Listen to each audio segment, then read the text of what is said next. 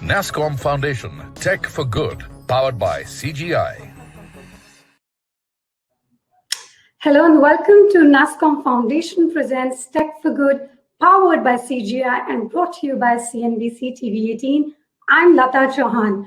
Today, in the third virtual event of the Tech for Good series, we look at the role of technology as an enabler for positive social change, especially for the underprivileged, the need for accelerating technology adoption to overcome socioeconomic divides, and the roadmap for transforming entire economies, societies, and nations by leveraging the power of technology efficiently, effectively, and sustainably. Over the course of the next 1 hour or so, multiple stakeholders will get together to share ideas on all these aspects and more. So on behalf of CNBC TV 18 and Nasscom Foundation, I welcome you all to this Tech for Good e-series that aims to promote responsible business practices across the ecosystem. I would like to kick off this event with Mr. Amitabh Kant, CEO Niti Aayog, to please deliver the keynote address. Over to you, Mr. Kant.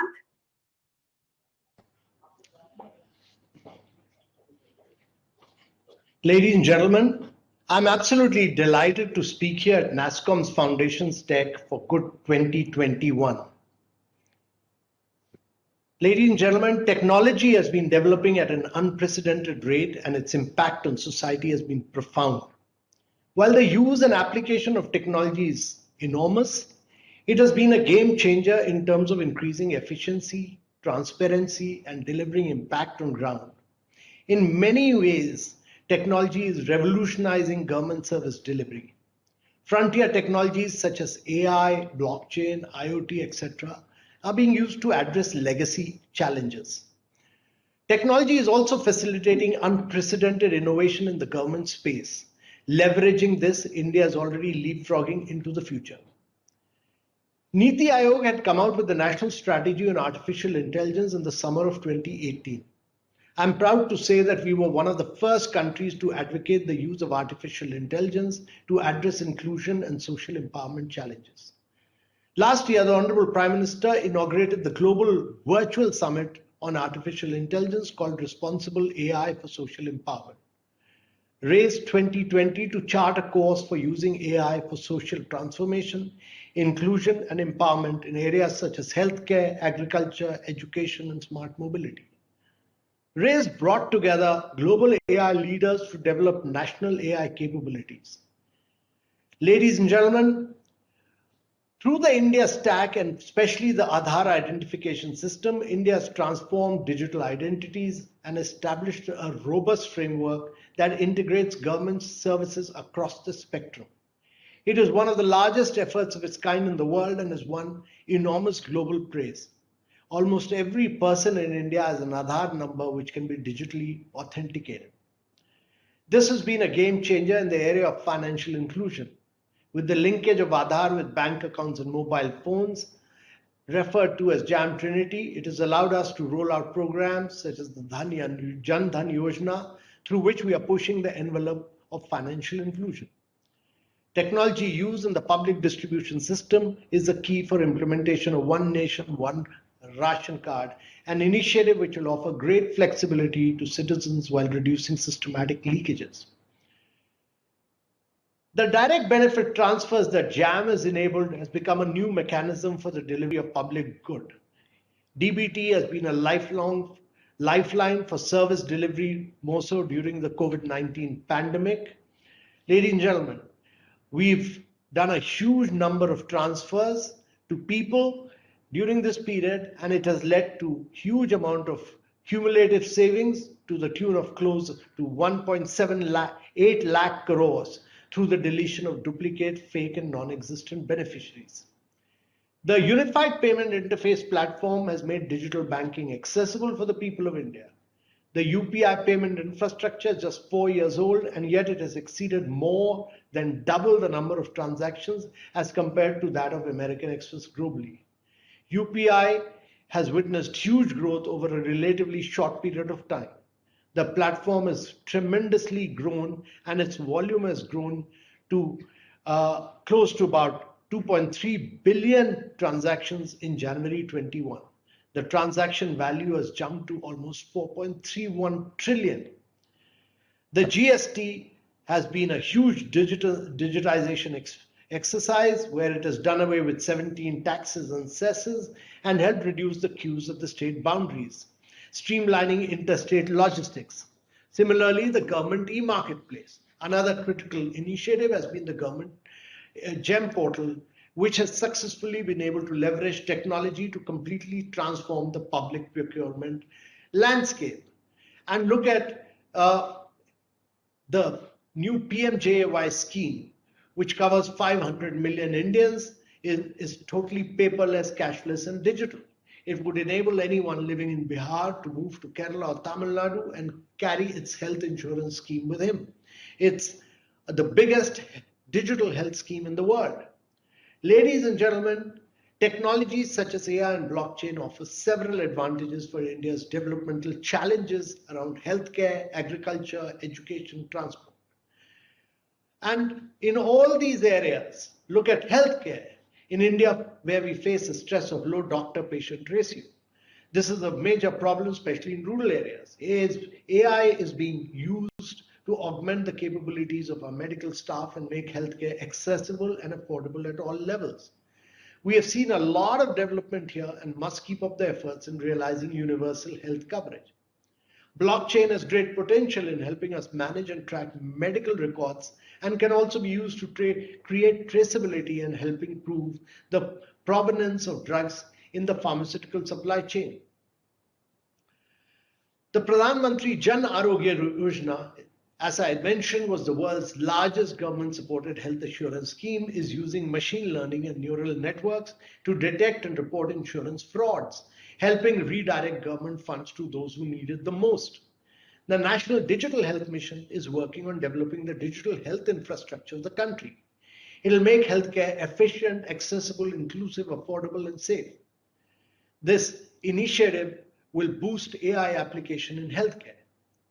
AI is powering advanced screening of diseases like TB, cancer, and diabetic retinopathy. Recent advances in computing and hardware enable AI-powered insights in checkup camps in remote locations, even without access to connectivity.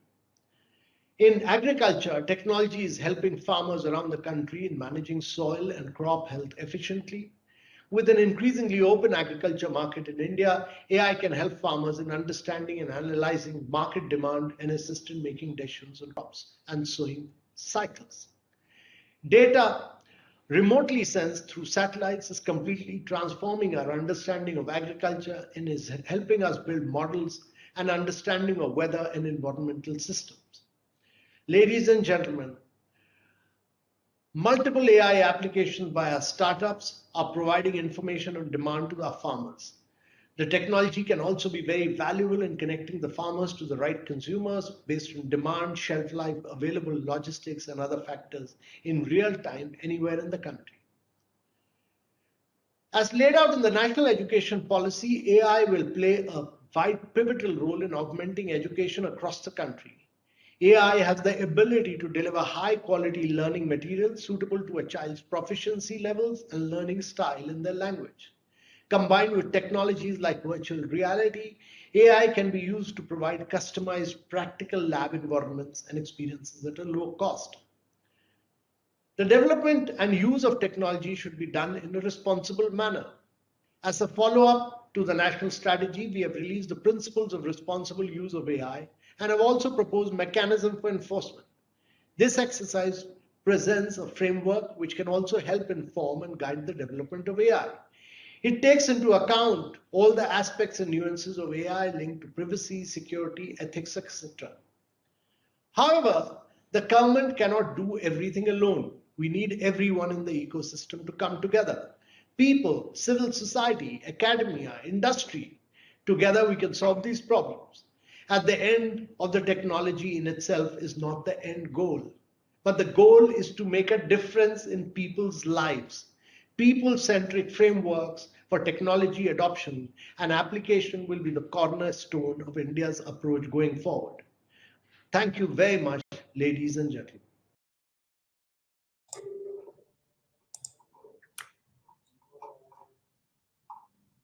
Thank you very much, Mr. Kant, for those valuable insights. Up next, we are unveiling India's first ever Tech for Good report by Nasscom Foundation in partnership with CGI.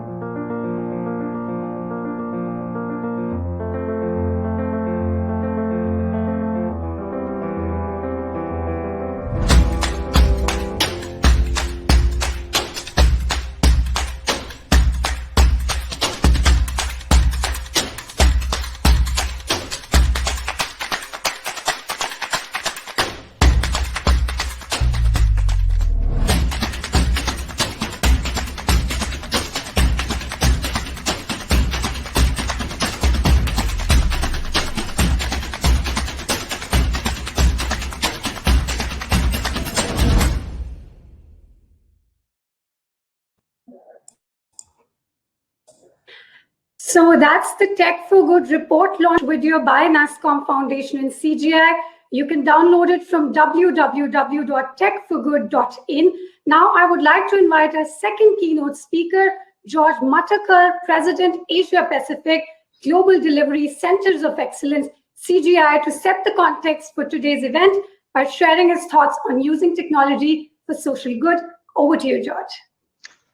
Thank you, Lata. It's a real pleasure for me to be here with you today to set the context for this very important session of the Nasscom Foundation Tech for Good e-series powered by CGI. The goal of this session is to prompt reflection, discussion, and action on ensuring that technology transforms life for the better, just as Sri Amitabh Kant just shared with us. And it's very encouraging to see that so many of our tech firms in the country, startups, social enterprises, and NGOs are working together on solutions to address the major social challenges of our time. As technology plays an increasingly larger part in our lives and our society battles an increasing digital divide, we have a duty to take concrete actions to make a difference. 2020 was indeed an unexpected, unusual, and challenging year. However, it has provided us opportunities to accelerate social change through technology. The session today will attempt to lay out a roadmap of how technology can act as a catalyst for change in our society. It will also showcase for us the best practices adopted by companies to create and foster social innovation and highlight the skills required for a better future for our country and its citizens. We will also celebrate the collaboration among businesses, civil society, government, and the people at large to come out resurgent in the face of one of the most testing challenges of our times. This event will highlight several success stories, which I hope will be motivation to create even more successes in the future. Let me just say a few words about CGI, the company that I represent and whose 15,000 employees in India I am privileged to lead. We at CGI are proud of our involvement in driving tech for good. Our commitment to corporate social responsibility is embedded in our core values and in our strategic goal to be recognized by our communities as a caring and responsible corporate citizen. To help build a more inclusive, collaborative, and sustainable world, CGI focuses on three pillars in the area of our corporate social responsibility. And these include, number one, people. We inspire and educate diverse and underrepresented groups across all walks of life to embrace IT careers. Secondly, communities. We use our skills and resources to support local communities where we live and work to make a positive difference. And finally, climate, where we are committed to achieving net zero carbon emissions by the year 2030 through responsible operating practices and by delivering sustainable client solutions. Through our Dream Connectors program, we provide opportunities for our employees, whom we call members, to collaborate and innovate to benefit our local communities by leveraging technology. In 2020, CGI professionals invested more than 23,000 hours as part of our Dream Connectors program, including more than 100 initiatives to help communities respond to the pandemic. These and many other Tech for Good initiatives are highlighted in CGI's recently released annual CSR report, which is available on our website at cgi.com.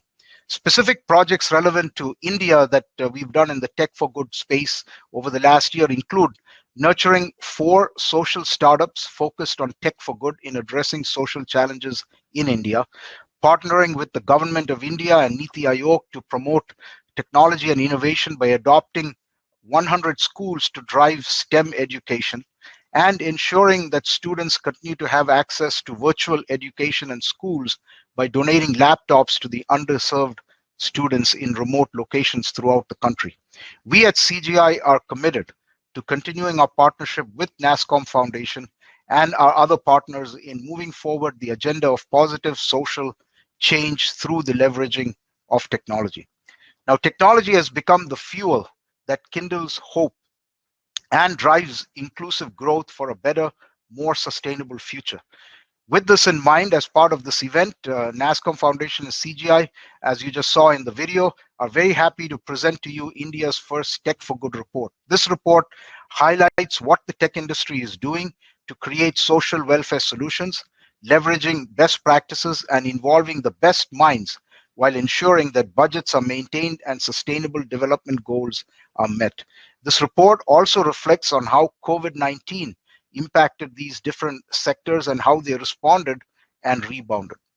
Further, to recognize and encourage entities doing impactful work in the space, stay tuned for an announcement at the end of this program about the 2nd edition of the Tech for Good Awards. Tech for Good is at its core all about connections and networks between the tech sector, civil society, and communities. The whole is always greater than the sum of the parts, and together we achieve much more than we could individually. Collaboration is the key to amplifying our impact. Events like this one today are so important in forging such connections, building networks, and in encouraging the exchange of ideas. Tech for Good pioneers like those in this session will not only make technology better, they will make India and the world better. Let us keep innovating and creating and forging a better future for us all. And in closing, I'm happy to present to you a short video on CGI's activities in corporate social responsibility. Thank you and have a great session.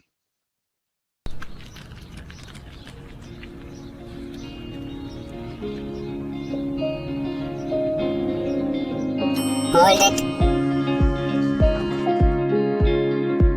Thank you.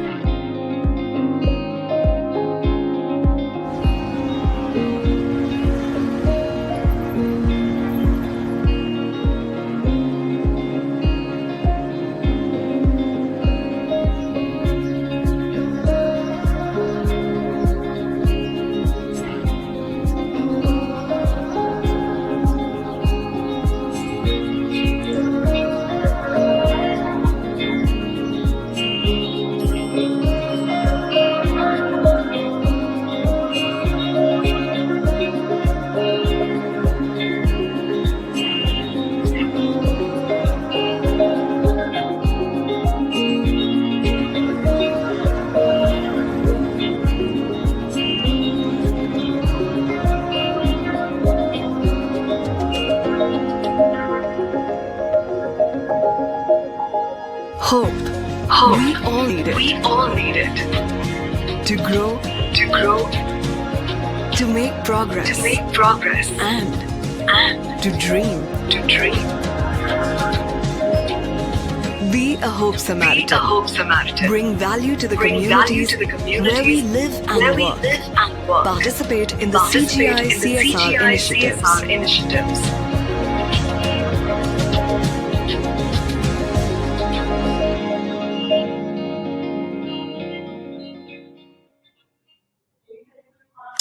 Thank you very much, George, for your encouraging words and deep insights. And now it's time to decode some of the highlights of the report we just launched and have a panel of experts share ideas and insights on technology for social good in this decade, accelerating technology innovation and adoption for social good. So let me first welcome the panelists for the report launch. Rebecca Messasak, CEO, TechSoup; Shraddha Sharma, Founder and Chief Editor, Your Story; Rahul Panikar, Chief Research and Innovation Officer, Vadhani AI; and Sudhir Subbaraman, Senior Vice President, Business Unit Head, CGI. Let me also welcome the session moderator, Mridu Bhandari, Editor, Special Projects at Network 18.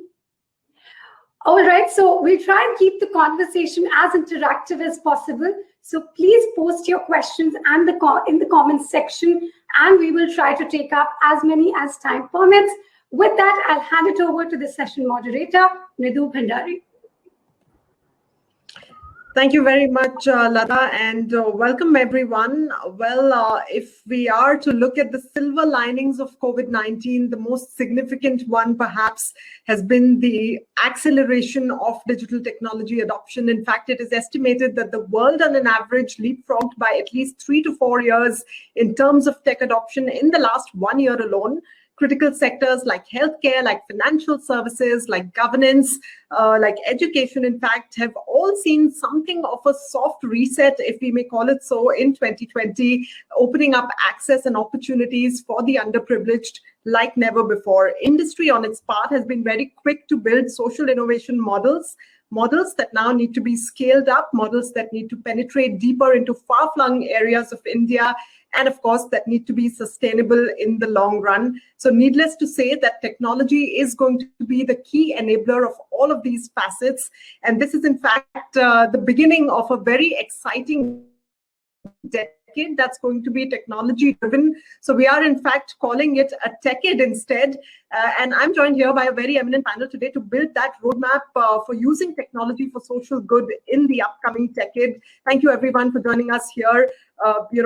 This past year has given us a glimpse of all that's possible, all the good that is possible by using technology. So Rebecca, let me come to you first. TechSoup is the world's largest software donor to NGOs. Today, you connect over 1 million social enterprises in about 200 countries to digital tools. Share with us some key learnings, some examples of innovations in critical areas that you've seen and you've been able to mount, especially for the bottom of the pyramid in an emerging country like India. Thank you. I really appreciate the opportunity to bring a global nonprofit network perspective to the promise of technology across the next decade. TechSoup is a nonprofit, and it's a network of 64 organizations that partner together with more than 100 corporations and more than 400 foundations. And we focus on connecting civil society organizations of all kinds to resources and digital capacity in particular. Nasscom Foundation is part of our network and has reached 18,000 organizations, about 7,000 of them with technology tools and services that are valued at around 26 million. And has connected through some of our programs together US-based foundations to funding NGOs in India and other Southeast Asian areas. It's really a network that serves, for the most part, smaller organizations of 1 to 5 people. And those are not necessarily household named organizations, but they're deeply engaged with their local communities. So to come to the question of innovation at that level and share some examples and thoughts, I want to say that there's awfully a lot of innovation in India, for sure, by social entrepreneurs and civil society organizations, a lot of them doing very interesting things with emerging technologies like AI and distributed ledger and things like this. But I wanted to mention too an AI open innovation platform, Amdena, that I've seen that also is engaging NGOs with other experts. And these are very exciting opportunities. But a lot of time that the kinds of nonprofits that we work with are really smaller grassroots organizations, and they work on these very pressing social issues, but at very local levels with marginalized communities. And for them, innovation may be some very simple technologies like collaboration software or something that helps them communicate with stakeholders better, and also things that help them get skills for their staff, so that they can adopt and use technology. One Indian example that I pulled up here is Anna Porna Trust in Karnataka, and they're using a multi-stakeholder approach to scale programs locally that are around nutritious meals and a healthy environment for children and health screenings. And they access the digital skills training that we have available on TechSoup courses. And TechSoup courses are contextualized, especially for nonprofit learners. So they are focused on digital skills and capacity, but particularly for application in a nonprofit environment. And that org also was able to leverage the connection by doing that on a platform like TechSoup to connect to the Benevity Giving platform. And they're a company that powers about 1,000 corporations around the world to engage their employees in giving time and also dollars or money, whatever the local currency is. So that's a way that we can build resources and capacity around those smaller organizations. Another interesting Indian example is an innovator called Video Wiki Foundation in Bengaluru. And they have a mission to create internet content that is in local languages specifically, and they leveraged machine learning and noise cancellation tech and crowdsourcing of voice translations to what they say is make a 10 times reduction in the video translation costs and enable nonprofits to really build out this multilingual kind of video content in a sustainable way.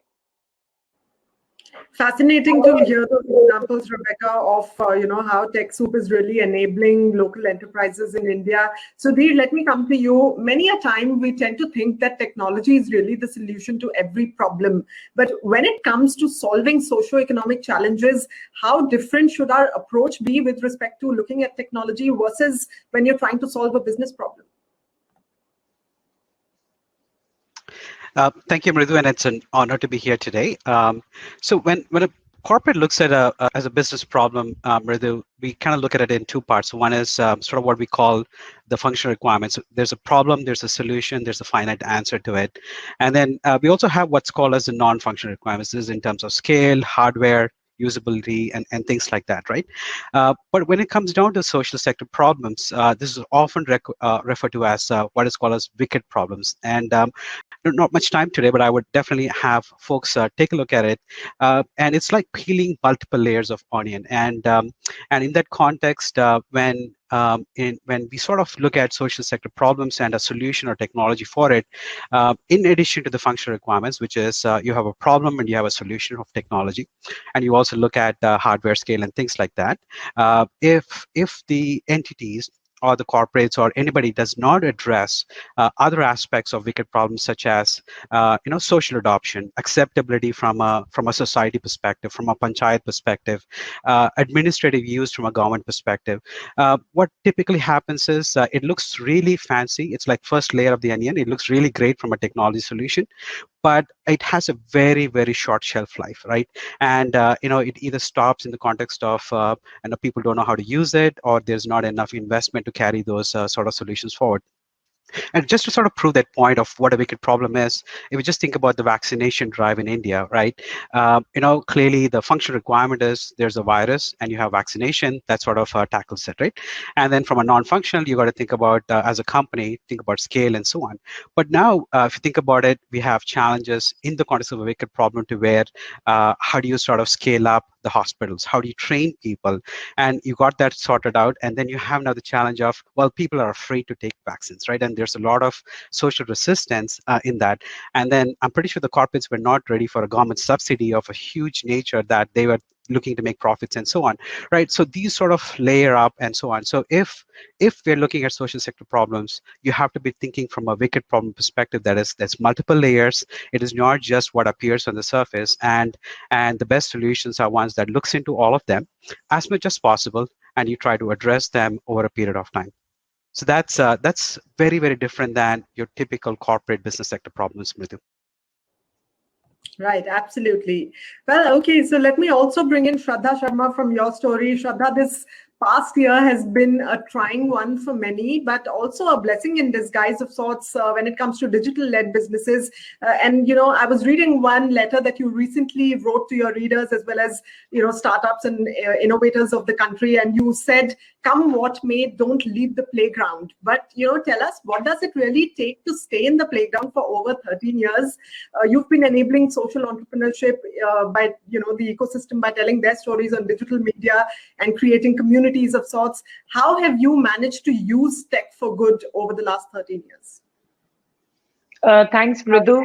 I firmly believe that platforms like mine and the enablement which is happening of entrepreneurs and social entrepreneurs is today happening purely because of tech and because of digital. Because there has been such a if I may say, intermediation of media itself, disintermediation of communication, that today you can reach the audience at the lowest possible cost, which was not possible even 10 years back or 12, 13 years back at such a scale which is happening today. More often than not, social entrepreneurship, I believe any entrepreneurship or anyone who is looking at creating impact needs a voice, needs a forum where you are able to reach large set of people. And just to give you an example, Mridu, 1.5 weeks back, in fact, I told the story of this guy Partho from Bhubaneswar who's built a device where without taking injection you can read hemoglobin, bilirubin, creatinine. And after we told his story, it reached 3,000 people have reached out to him.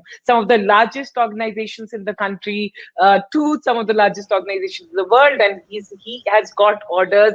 As of last I knew, order booking of 4,000 devices for him. Now, that kind of impact where you just tell a story, it reaches who's who in the country. Where else? How else does it happen then through technology? And I'm a firm believer that for social entrepreneurship to get the legitimacy, to get that scale, to get that outcome that they're looking at, they need to be telling the best stories. Because, and I think in India, that's a journey we have to make, because some of the most amazing, innovative, hardworking, sincere entrepreneurs somehow don't tell their stories, because we were never taught as a country, as people, to tell and talk about ourselves. And I think that sociological element needs to change a bit, along with technology and digital, which is giving access. I think we are heading for a good time, and moreover, equalizing, आज level playing field है, जो पहले नहीं था, and that's because of tech and digital. Absolutely. And that's a fantastic example you gave there of an entrepreneur from Bhubaneswar getting that sort of reach thanks to your platform. And that's the power of technology that we're talking about here today. Rahul, one of the game-changing technologies of our times is, of course, artificial intelligence. And we're still at very nascent stages. We are still perhaps at the tip of the iceberg when it comes to exploring the potential of AI. Give us a sense of how AI can really revolutionize critical sectors like healthcare, education, financial services, etc. In the coming decade, as we are calling it. Can you reimagine some scenarios for us? How is AI going to drive inclusivity at the bottom of the pyramid? Sure thing. Thanks, Madhu. I'll give you two examples of what we are doing at the Wadhwani Institute for AI. As a non-profit AI for Social Good Institute, we're working across health and agriculture. In healthcare, for example, we're helping our frontline workers like ASHA workers and Anganwadi workers identify low birth weight babies with just their cell phone. Based on a short video, we can estimate a baby's weight, and from that identify low birth weight babies, roughly 50% of whom are otherwise missed by the system and are therefore, and if found, are very easy to help, right? And this is all digitally timestamped, geolocated, and so on, allowing transparency through the system. We are building solutions for cotton farmers to identify pink bollworm attacks that wipe out huge swaths of cotton crop. And we've been able to show that our solution actually, recent results suggest that our solution actually leads to increase in profit for farmers, both by increasing yield and by reducing cost of pesticides. If I were to abstract this out, AI has the ability to truly augment human capability, bring an ASHA worker closer to a doctor, scale the number of agricultural scientists we have, and similarly help other sectors like education, financial inclusion, and so on. where we, as a country, we lack adequate number of skilled providers. Right, and scale is what I wanted to come to next.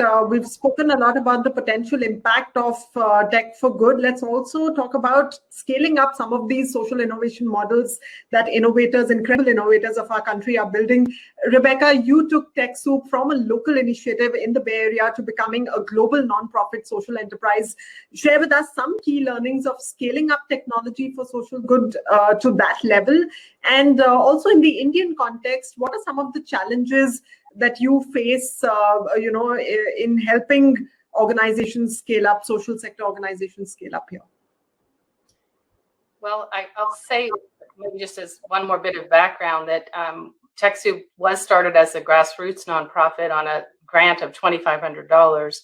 And it's when you think of it that way, it's kind of amazing the reach we have. We've distributed more than $15 billion to date. But the point is that we don't do anything alone. In our case, our secret to scaling is it's all about working with lots of other people. And I think that's important because technology itself, as I think you've heard in many of the remarks made already today, really the people part of technology is the part that there's a lot of room to help with, and that's kind of at the heart of all the work and services that people in the social sector really focus on. I'll say that there are it's a really diverse sector for lots of good reasons, and grassroots is critical, and there are really few purpose-built apps. There are some, but there are few, and for some of the reasons that were already pointed out, they don't necessarily completely suit, the situations in nonprofits. And nonprofits have few places to get the resources and connect to experts. And the tech experts and companies who want to help them don't always really understand the unique domain knowledge, in a sense, of the grantees or the organizations they might want to work with.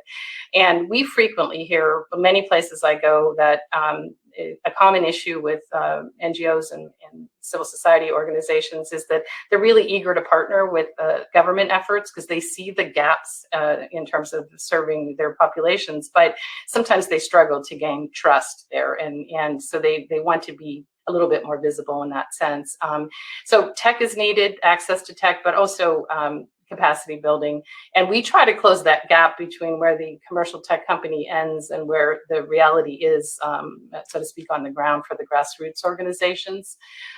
In terms of our field building that we've done in the last 20 years, really, we have, built this amazing network of partnerships like Nasscom Foundation, people that are independent organizations, but share common mission and values and really focus on this kind of digital capacity building as an important enabling factor. And I mentioned already, we have all these corporate relationships and foundation relationships and other givers. And we focus on also, besides nonprofits and the various forms that they take around the world, libraries and individuals and others as well are invited into this community. And we scale that all on a tech-enabled platform. We also have a shared sustainability model behind it. So it's a combination of fee for service that's affordable because it's done on a mass scale. Sometimes it's affordable because the corporations are 100% donating technology, and we're charging a small fee for the individual organizations to access what they want and need. And sometimes it's purely grant funded from lots of different sources. And we try to help the smallest organizations in that way, often with grant-based programs. We in this network, it's interesting because we get the opportunity to be truly local, but also global, and kind of combine those things in a good way. And we are working in 39 languages in 236 countries at present. And we try to give them a set of resources that includes the connection to the community and educational resources, as well as many services and technology products themselves. Right. I just add maybe one closing comment to say that, I think what's amazing about doing this is that the relationships really open up a lot of innovation capacity, because we're even during the pandemic, it was quite a resilient network. We were able to operate digitally because we were set up to operate digitally, although lot of our work is face to face and events and bringing people together. But I think that, you know, our marketplace as it is just a great place for people to go to and turn to when they have those challenges, and they know some of those kind of resources will be available to them. But in stronger times, it's also a good place to. A lot of people will say, you know, well, the first thing I did was look at TechSoup to see kind of what resources were available to me, and it's a place to get started and to really make connections. Right, absolutely. And like you rightly said, collaboration is definitely crucial to scaling up. At this point, I also want to remind our viewers, no matter what platform you might be watching us on right now, we are here to take questions from you as well. So we have a very eminent panel of experts here. Please feel free to use the comments section on your platform and type in your question, and our team will pick up the best of those towards the end of the conversation. Let me also come to Sudhir now. Sudhir, as far as, you know, India Inc. is concerned, as far as the corporate is concerned, what are the key pillars for aligning Tech for Good initiatives with business goals of the organization? How can organizations really ensure that their social change strategies are aligned with business goals and are also keeping in mind some larger social good goals like, say, the UN Sustainable Development Goals? Thank you, Mridu. So I think sort of for clarity purposes, there is definitely for sure a very, very strong growing interest in the investor community, whether it's individual investors or professional investors. And traditionally in the past, it was always about sort of increasing shareholder value. And what we have seen in the recent years is there's definitely a very, very strong growing interest in the community on not just shareholder value, but also companies that are increasing societal value as well. And the way it's sort of manifesting is, you probably there's 3 different models broadly, and in a company might choose which one of them that makes sense for them. So you kind of have impact investing, which is focused on very specific projects from a company to sort of make that happen. You kind of have another model called SRI, socially responsible investment. And then you also have ESG, which is focused on environmental, social, and governance. And a sort of case in point, with CGI, we've sort of adopted the ESG criteria and partnering with the Dow Jones sort of sustainably sort of index to sort of measure ourselves, not just as a company that's delivering shareholder value for our members and also for our shareholders, but also how are we making a difference in the society, right? And it sort of brings about transparency, it brings about strong governance, not only to our financial, sort of responsibilities, but also on our societal responsibilities as well. So it's absolute criteria, well-established parameters in the ESG checklist itself that helps us in terms of aligning to it. And if you think that this is something that's very nascent and it's sort of not there, just in US alone, Mridu, and in a survey done in 2018, this represents $12 trillion worth of assets on management. So it's a pretty huge thing, not to be taken lightly.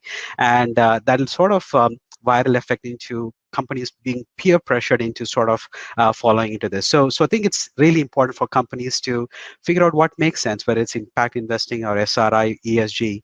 And in CGI, we sort of adopted ESG because it helps us not only tie our social initiatives, but also governance that goes with it to sort of fall in line. And speaking of governance and some of the things that really help corporates, at least for us, there's no right or wrong answer. What we do might be very different for other companies, Mridu. What we sort of have is at the corporate level, a sort of a broader, sort of strategy and thought process around this ESG, sort of framework. But then the empowerment and accountability is up to the local chapters, as in case when George referred to APAC, we sort of pick our own initiatives to sort of bring technology for good, and in turn bring those sort of vision on the ESG back to life, right? So we have local initiatives through the CSR promoting STEM or women empowerment and technology and so on. We also partner with a lot of the incubation firms like NARJ and AFI, and to sort of promote social entrepreneurs. And we also are looking at working with Niti Aayog and others in terms of what are some technology projects that we can take up and enable using our graduates as a training program itself. So the implementations can be very different, but I think the common denominator that many corporates are aligned to is through one of those 3 models that I talked about with you.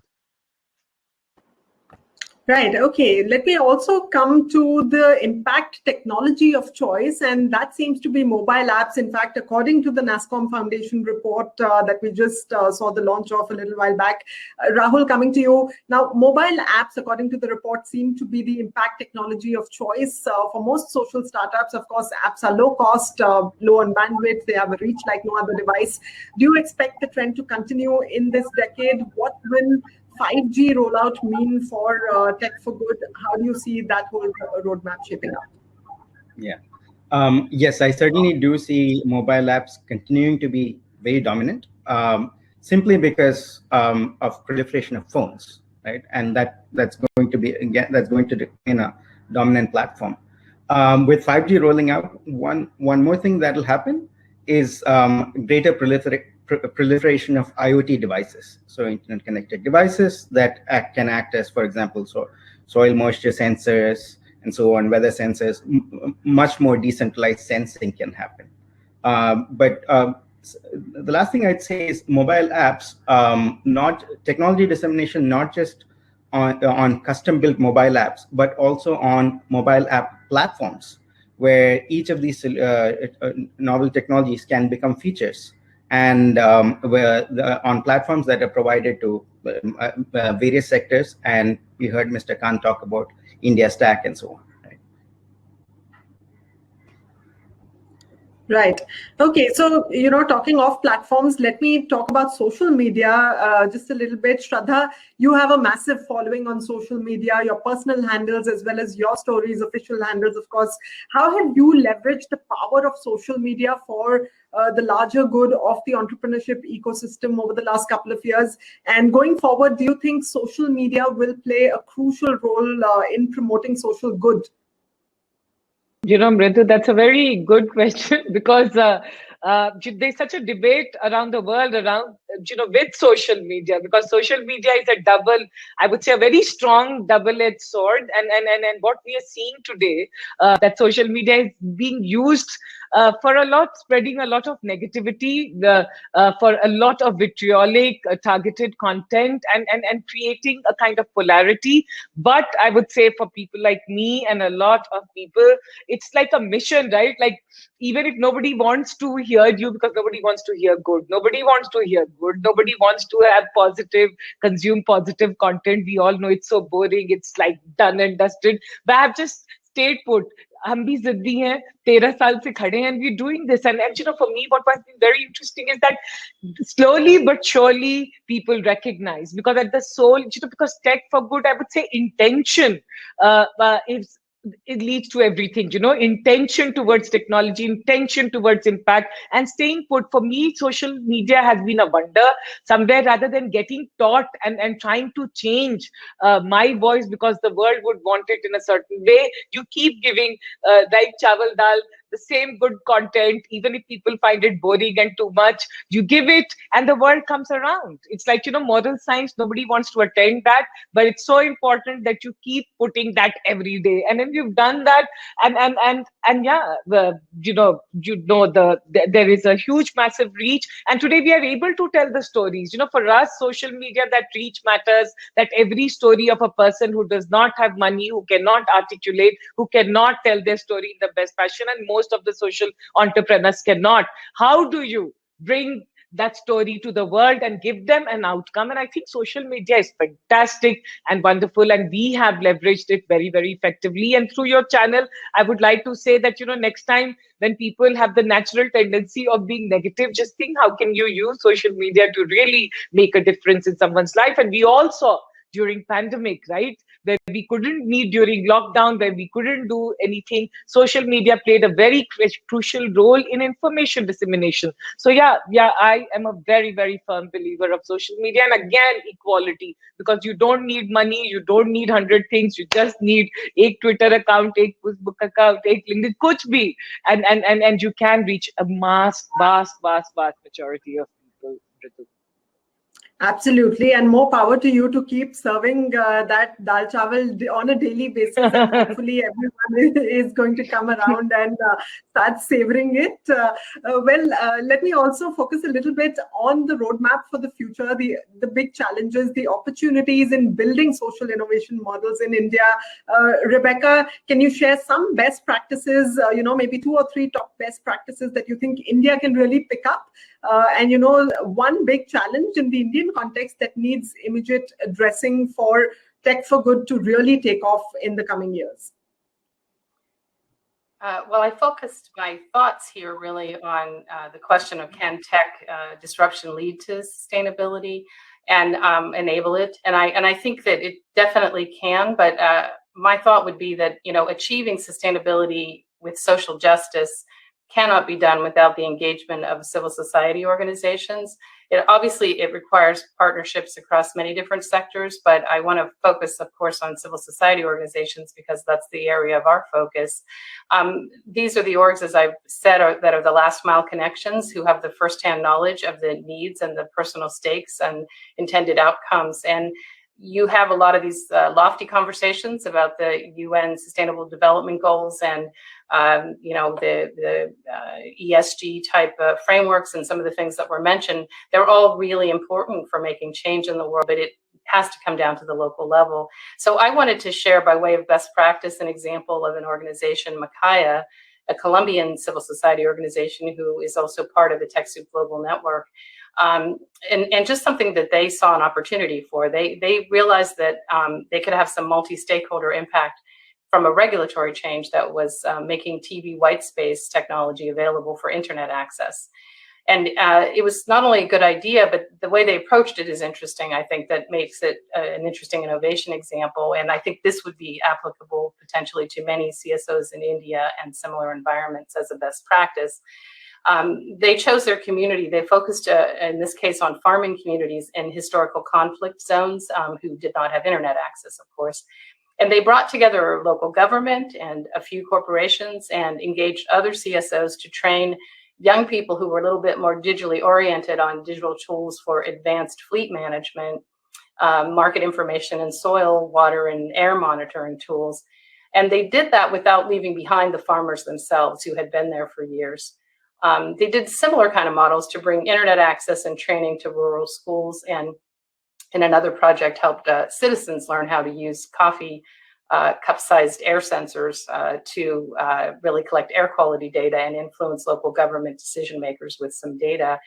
I think these projects and their work just demonstrate that as a relatively small organization, you can have a lot of impact if you can build trusted relationships and bring people into a two-way sharing of information and resources to the community, but also an exchange back from the community of knowledge and experience that is helpful for local participation and results. And I think that's mostly what I would share in the best practices area. I think that helping people have more visibility. Communities can also help people have collect data in a way that now makes it then into, say, Google Maps or a tool.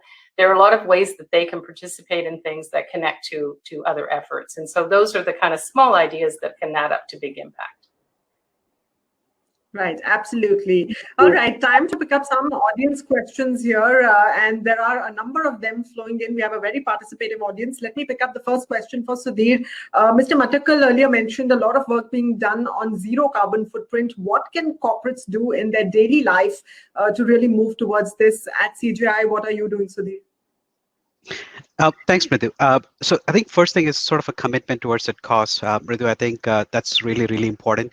And I did sort of allude to further sort of the ESG or sort of framework. So clearly it starts with a commitment, and it's also something that the company itself sort of undertakes and sort of lives by it, breathes by it, and then sort of encourages and motivates the the employees or the members to be part of it. But we're also seeing a lot more of this coming through our clients as well. So many of our client contracts, in fact, ask for, do you have the certification that sort of ensures that you're in sort of a carbon zero or net zero sort of a mindset, sort of a vendor and a partner, right? So clearly we are seeing our clients are also looking for partners and vendors who do care about the environment, who do care about that, and so on. But specifically coming down to the behavior and the mindsets, it starts for sure with the commitment and the actions that sort of back the commitment up. And at CGI, and I'm pretty sure a lot of the companies, it could be in the context of fundamentally, once you have that commitment, then what are the initiatives at the corporate or at the local level to sort of to take it up? So in our case in India, we're looking at sort of planting trees, and not just do it, is there a better way of doing it better? So for example, we picked up the Miyawaki sort of way of planting trees, so it is less strainful from a sustainability perspective, right? We're also working with Sahas in terms of a sort of carbon offsetting in sort of funding, methane plants and so on that sort of offset the carbon footprint. But also we have to eat our own dog food, for lack of a better phrase, to where we have to consume electricity less, avoid transport or reduce cab services and so on. So these are some of the initiatives we are looking into to move from your traditional, sort of engines into electric. How do we sort of pivot that into the next, 3 to 5 years? Those are some of the initiatives that we have, and it's not just something that's on a PowerPoint. I have to report that back into the corporate, and this really needs to be strong governance. And we also share that back with our members in absolute transparency, saying, hey, this is what went well, this is what didn't go well, and we'll sort of pick it up. So it starts with commitment, a good plan, a strong governance, Mridu, and also daily habits. It's not just companies, we as individuals, every day we turn on the taps, just be cognizant of that, to sort of use a little less every day.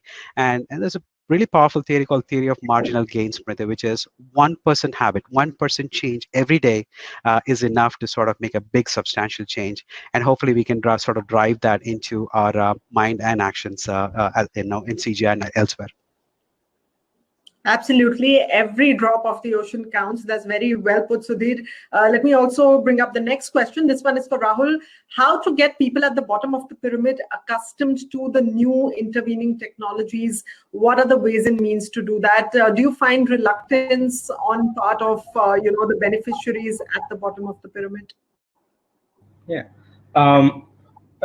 Broadly, I'd say people at the bottom of the pyramid are very savvy, right? And there's a lot of usage of technology already, right? People use e-commerce, buy things online, chat applications, financial transactions, all of these happen.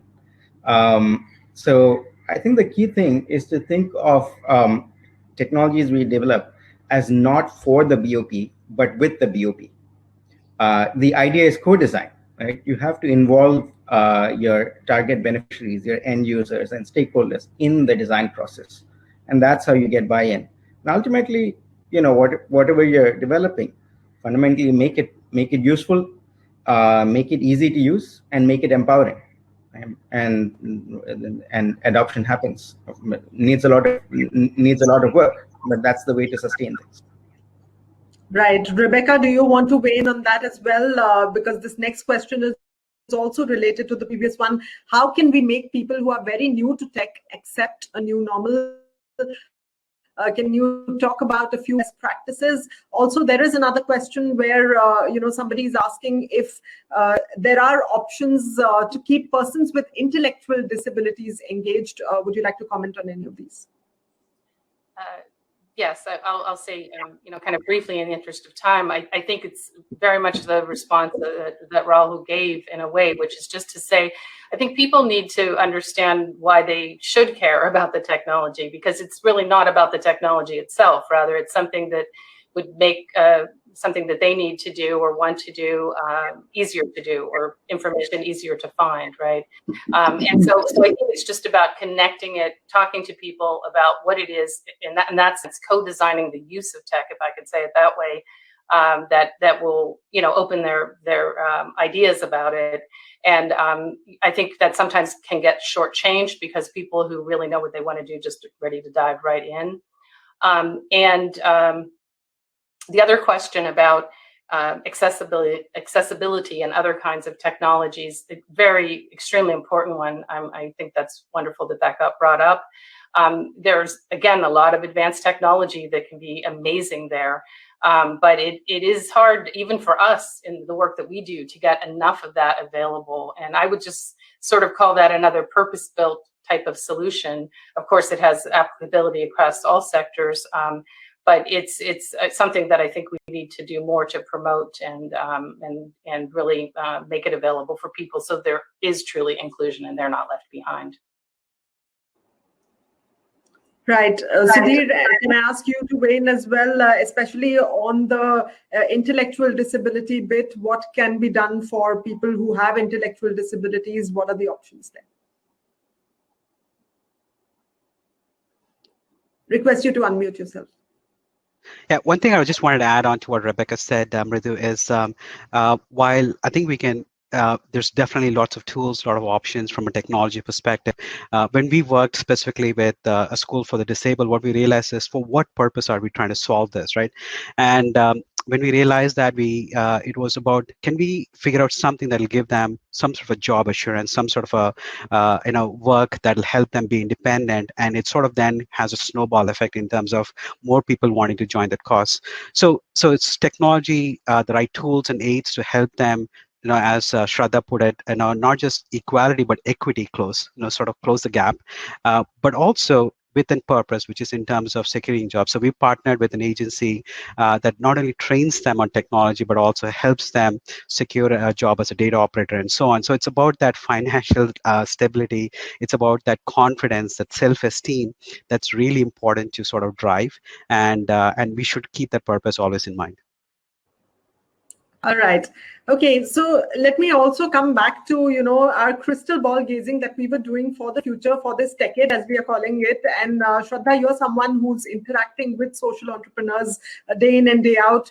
Give us a sense of, in the post-COVID-19 world, or the new normal, or the next normal, as I like to call it, how can entrepreneurs really accelerate some of the innovations that they're working on and really use technology as a catalyst for, positive change? Unmute, please. Even we get it wrong. Sorry, Mridu. People are doing it, and we'll see a lot more happening. In fact, I want to say that this year, one of the biggest, we are primarily an agrarian economy still, and there's so many farmers. I'm telling you, this year we are going to see a lot of agriculture-related innovation. And it's impact because it's about food. It's about food. It's about a country where we need a lot of food and we need to export. And we will see innovators and young innovators. I'm telling you, the way they are solving problems for farmers. We are going to see, you're talking about disability. We have such innovation happening in that field. Young startups are doing here. In pandemic in our country, we spoke to 45 innovators who have created such first-time innovation in the pandemic, during the pandemic, chahe wo ventilator ke liye ho, assisted technology ho, to carry the samples in cold storage, such kind of frugal innovation we saw happening through technology. So I'm saying we are very, very excited because India is going to see a lot of young people now think about creating scale with positive impact. And if you talk to millennials, you talk to young people, young startups, they're all thinking about it. So I think the future is going to be very, very solid, strong, and innovation-led in our country. Right. Well, the pandemic has indeed been one accelerator of adopting and really, transforming using digital technologies. But as we close this conversation, I want to give 30 seconds to each one of you to think about, the one key driver that you think is going to accelerate technology innovation and adoption for social good in this next decade. Just about 30 seconds each. Rahul, can I start with you?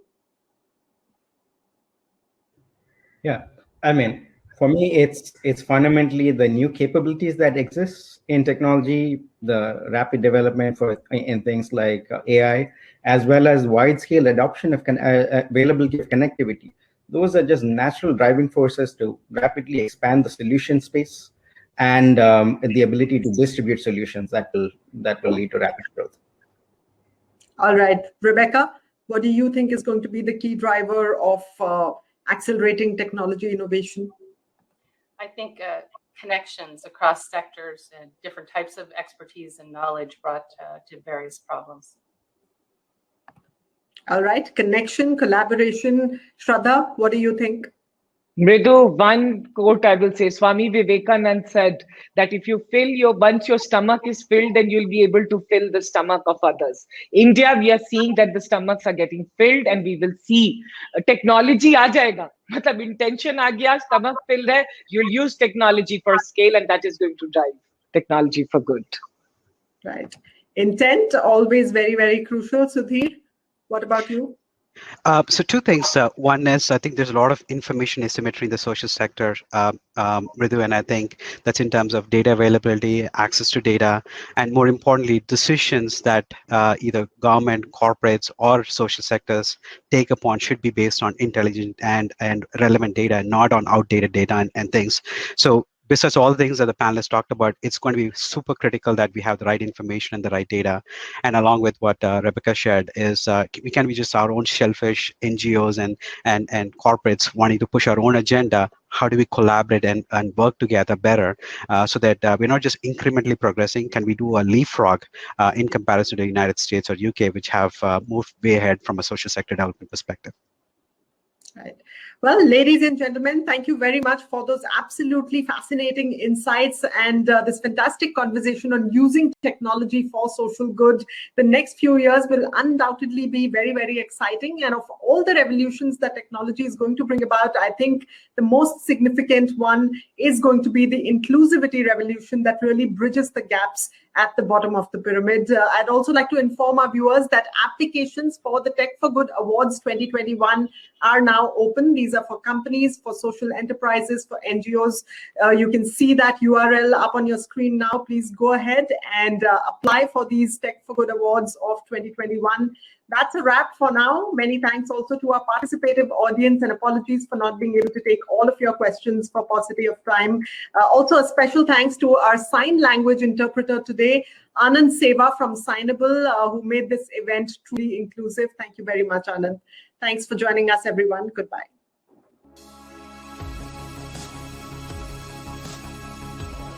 Nasscom Foundation, Tech for Good, powered by CGI.